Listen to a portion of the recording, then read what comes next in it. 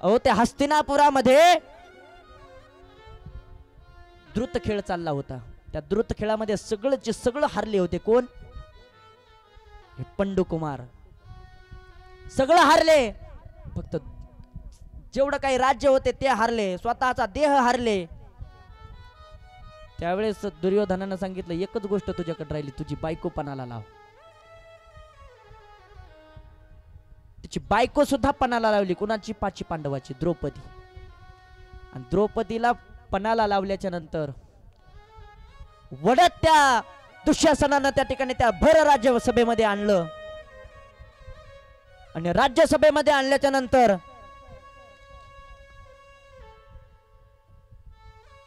द्रौपदी भगवान परमात्म्याला धावा करते। आधी जेवढे काही तिथे बसलेले होते बलाढ्य अशा आपल्या 5 नवऱ्याकडे बघते। सिंहासारखे आपले 5 पतिदेव या ठिकाणी बसलेले असताना माझ्यावरती हा दुष्कर्म, हा दुःशासन करतोय। भीष्माचार्य, कृपाचार्य, द्रोणाचार्य असे सगळेचे सगळे आचार्य या ठिकाणी बसलेले आहेत। कृपाचार्याच्या तोंडाकडे बघितलं, कृपाचार्याच्या डोळ्यात डोळे द्रौपदीनं घातले, पण कृपाचार्याची सुद्धा मान खाली झाली। द्रोणाचार्याकडे द्रौपदी बघते, महान एवढे मोठे साधू आहेत द्रोणाचार्य। द्रोणाचार्याच्या डोळ्यात डोळे घालते द्रौपदी, पण द्रोणाचार्यांनी सुद्धा मीठ खाल्लेलं होतं दुर्योधनाचं।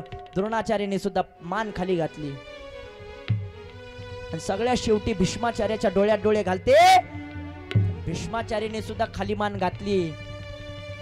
भीष्माचार्याचं जर मनात आलं असतं तर 100चा सुद्धा एका मिनिटामध्ये त्या 100 पोराचा नाश केला असता। एका मिनिटामध्ये, एका सेकंदामध्ये दुःशासनाला त्या ठिकाणी पाणी पाजलं असतं भीष्माचार्यांनी, पण मिठाला जागा राहिले। 5 नवऱ्याकडे बघितले, त्यावेळेस द्रौपदीच्या लक्षात आलं की आता या बैठकीत बसलेला एकही आपल्याला वाचू शकणार नाही। काय? या बैठकीत बसणारा एकही मनुष्य आपल्याला वाचू शकणार नाही। आपल्याला वाचवणारा फक्त एक आहे, तो परमात्मा। त्या परमात्म्याचा धावा द्रौपदीनं केला। दादा कोठे गुंतलासी द्वारके चराया, कोठे गुंतलासी द्वारके चराया, कोठे गुंतलासी द्वारके चराया, कोठे गुंतलासी द्वारके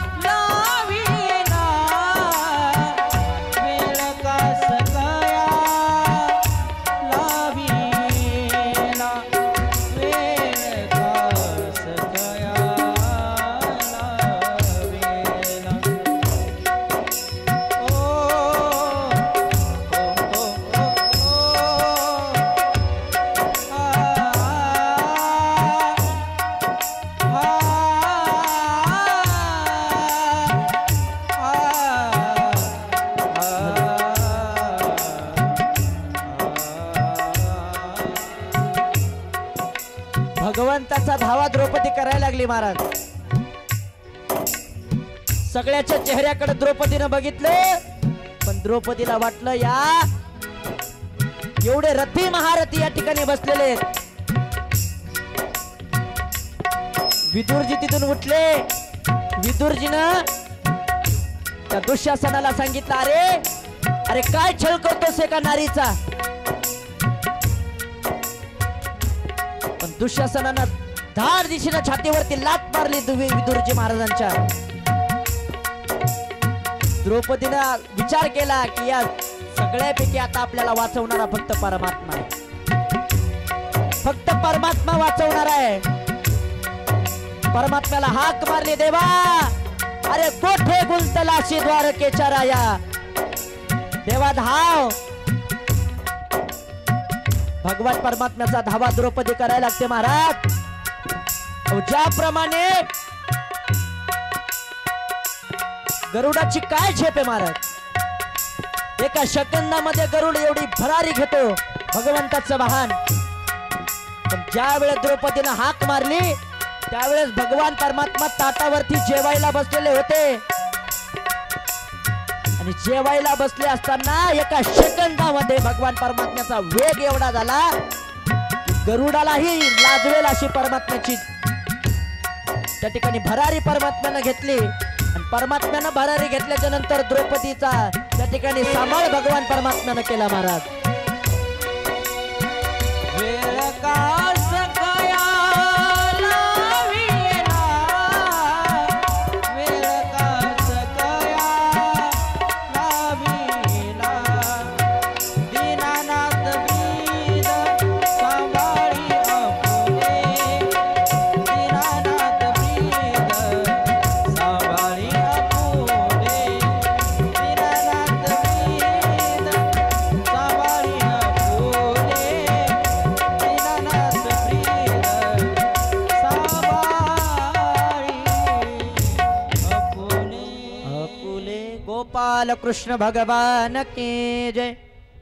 भगवान परमात्म्यानं त्या ठिकाणी महाराज ज्या वेळेस भगवान परमात्म्याच्या बोटाला लागलं होतं त्यावेळेस आपल्या सुभद्रेला त्या ठिकाणी भगवान परमात्म्यानं काय मागितलं होतं? चिंदी मागितली होती. भगवान परमात्म्याला चिंदी आणण्याकरता सुभद्रा मधामध्ये गेली. द्रौपदी तिकून येत होती. द्रौपदीला त्या ठिकाणी भगवान परमात्म्याच्या बोटाला लागलेलं पाहिल्याच्या नंतर मागचा पुढचा विचार न करता स्वतःच्या साडीचा पदर त्या ठिकाणी फाडला आणि भगवान परमात्म्याच्या बोटाला बांधला. द्रौपदीनं एक लक्षात घ्या, पतिव्रता तिला म्हणायचं. पतिव्रता असताना स्वतःच्या साडीचा पदर त्या ठिकाणी फाडला आणि भगवान परमात्म्याच्या बोटाला लावला. एक लक्षात घ्या, परमात्मा असा आहे, घेशी तेव्हा देशी ऐसा असशी उदार. भगवान परमात्मा थोडं घेतो आणि जास्त देतो महाराज. भगवान परमात्म्यानं थोडीशी चिंदी बोटाला बांधून घेतली. तिथले बसणारे लोक बघत होते, अरे सारी में नारी है क्या नारी में सारी है, कोणाला मिळत लागन. भगवान परमात्मा साडी झाला कुणा करता? द्रौपदी करता. भगवान परमात्मा साडी झाला. सगळ्या साड्या भगवान परमात्म्यानं त्या ठिकाणी दिल्या. आणि जेव्हा भगवान परमात्म्याचा पिवळा पितांबर द्रौपदीच्या अंगावरती धावला त्यावेळेस भीष्मा त्या ठिकाणी ते सभेतले लोक म्हणू लागले, आता जर तू भगवान परमात्म्याच्या पितांबराला हात लावशील तर तिथं भस्म होशील, तिथं भस्म होशील. तेव्हा दुःशासनानं त्या तिथून हात काढला. हे सगळं डोळ्यात देखत विदुरजी महाराजांच्या झालं. हे कोणाचा शाप होता? मांडव्य ऋषीचा शाप होता. तुझ्या डोळ्यात देखत अधर्म घडेल, डोळ्यात देखत अधर्म घडला. विदुरजी महाराज काय करणार? भगवान परमात्म्याला त्या तिकून विदुरजी महाराजाला काढून द्यायचं होतं. एक लक्षात घ्या, विरोधामध्ये भगवंत आणि संत असेल तर विजय संताचा होतो. भगवंत किती बलशाली आहे तुम्हाला माहिती आहे, पण एका ठिकाणाहून एका बाजूने संत आहेत आणि एका बाजूने भगवंत आहे. उद्धार कोणाचा होईल? जिंकल कोण? संत जिंकतील महाराज. भगवान परमात्म्यानं डोकं लढवलं आणि भगवान परमात्म्यानं विदुरजी महाराजांना काढून दिलं. जर विदुरजी महाराज कौरवाकडून असते तर विजय कौरवाचा झाला असता, लक्षात ठेवा. विदुरजी महाराजाला काढून दिलं. विदुरजी महाराज वनामध्ये राहायला गेले आणि वनामध्ये गेल्याच्या नंतर भगवान परमात्मा शिष्टाई करण्याकरता येतात आणि शिष्टाई करण्याकरता आल्याच्या नंतर भगवान विदुरजीला म्हणतात, विदुरजी आपण काय केलं पाहिजे? आपण आता भगवान परमात्मा उद्धवजीला म्हणतात, उद्धवजी आपण आता विदुरजी महाराजांच्या घरी गेलं पाहिजे. उद्धवजी चल विदुरा घर जावे, उद्धवजी चल विदुरा घर जावे. बड़े बड़े मंदिर कवन काम के, बड़े बड़े मंदिर कवन काम के, भाव भजन करा. नहीं पावे, चल चलो विदुरा घर जाए उद्धवजी चलो विदुरा घर जाए उद्धवजी चलो विदुरा घर जावे चल विदुरा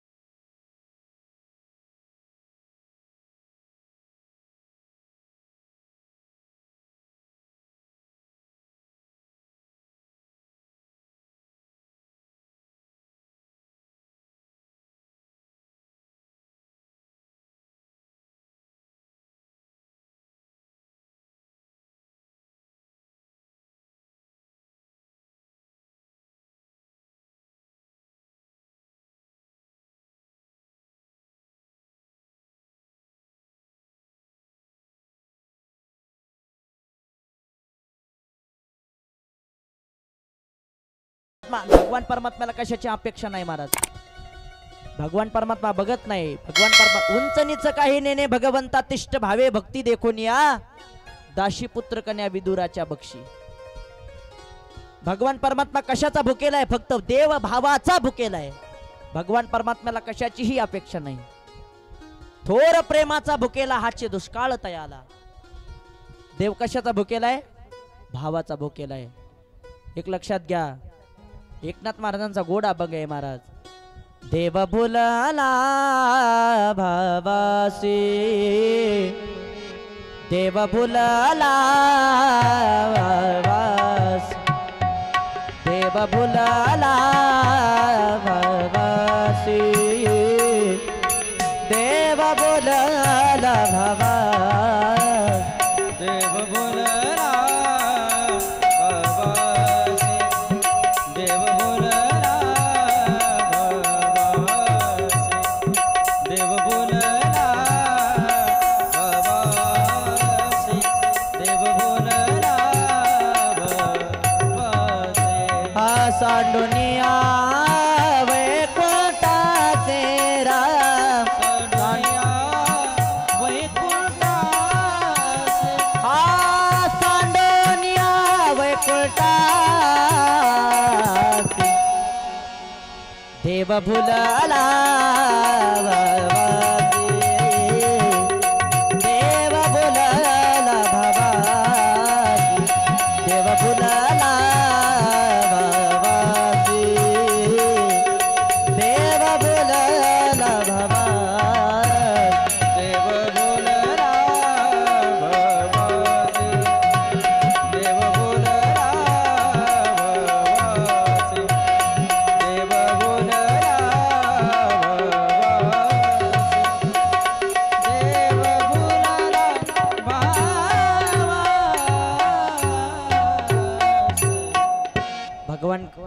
कशाचा भुकेला आहे? फक्त भावाचा भुकेला आहे. भगवान परमात्मा आला. सुलभई मातेनं काय करावं? केळाची साल काढावी. मधला जो जो गरा आहे तो सुलभा मातेनं खावा आणि भगवान परमात्म्याला केळ नुसते केळाची साल खायला द्यावी.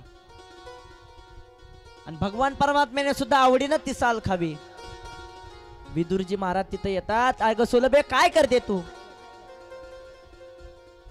नंतर सुलभा माता